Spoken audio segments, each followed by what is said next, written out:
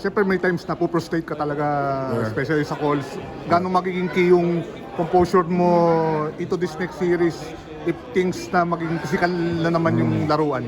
Dapat ano lang, compose na talaga kasi nga mahirap pag ano pag nadadala ka sa tawag ng ref. Alam ko naman na ano lang, tao rin yung mga referees nagkakamali din yun. I mean, hindi rin ganun kadali mag-ref. So, naiintindihan naman namin yun. Pero, yun nga, di rin maiwasan na ma-frustrate pag ano. Pero, sana magandang magiging sa series. Maganda yung series. Diba? So, Doon man most likely si TNT pupunta sa finals na mas gutom dahil sa nangyari nung July na nabigo sila mag-Grand Slam, tinalo nyo.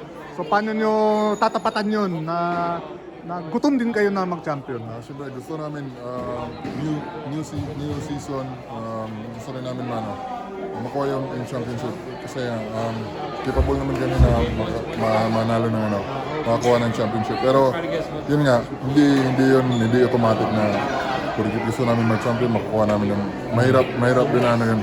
Mahirap na task na may panalo